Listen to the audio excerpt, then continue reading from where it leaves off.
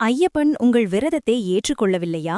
அறிகுறிகள் எப்படி தெரியும் என்பதை ஒரு கதையின் வாயிலாக இந்த பதிவில் காணலாம் வாருங்கள். நீங்கள் ஐயப்பன் பக்தர் என்றால் இந்த பதிவை லைக் செய்துவிட்டு நமது சேனலை சப்ஸ்கிரைப் செய்து வைத்துக் கொள்ளவும்.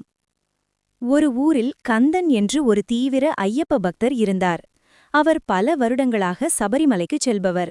ஆனால் இந்த வருடம் அவருக்கு அலுவலகத்தில் வேலைப்பழு அதிகம்.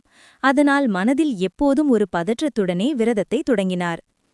கந்தன் மாலை அணிந்திருந்தாலும் வேலை அழுத்தத்தால் அடிக்கடி வீட்டில் மனைவியிடமும் வெளியில் மற்றவர்களிடமும் கோபப்பட்டு கத்துவார்.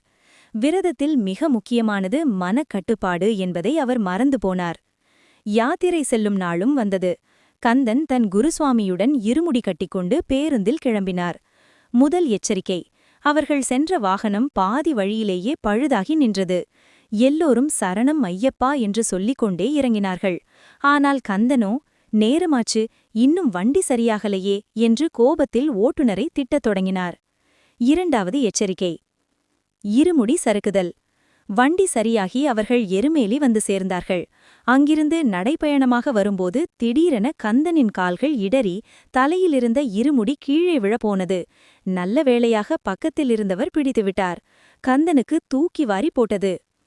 கந்தன் பயந்து போய் அழுது கொண்டே குருசுவாமியிடம் ஓடினார்.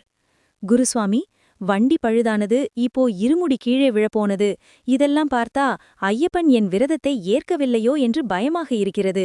ஐயப்பன் என்னை வெறுக்கிறாரா என்று கேட்டார். அப்போது குருசுவாமி சிரித்துக்கொண்டே சொன்னார்: கந்தா, ஒரு தந்தை தன் பிள்ளையை வெறுப்பாரா? ஐயப்பன் கருணை கடல். அவர் உன்னை வெறுக்கவில்லை. ஆனால் நீ இந்த விரத காலத்தில் சில தவறுகளை சுட்டிக்காட்டி, மகனே, கவனமாக இரு, திருந்தி வா என்று எச்சரிக்கிறார்.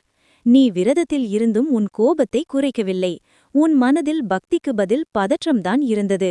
இந்த தடங்கல்களெல்லாம் இப்பவாவது நிதானமாகி என் நினைப்போடு வா என்று ஐயப்பன் உனக்கு உணர்த்தும் சகுனங்கள்தானே தவிர தண்டனை இல்லை என்று விளக்கினார்.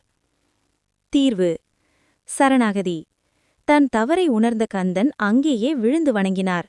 ஐயப்பா, தெரியாமல் செய்த பிழைகளை பொறுத்துக்கொள். இனி என் மனம் முழுக்க நீ மட்டுமே இருப்பாய் என்று மனமுருகி வேண்டினார். 108 முறை சரணம் விழித்தார். அதன் பிறகு கந்தனின் மனதில் இருந்த பாரம் குறைந்தது. கோபம் மறைந்தது.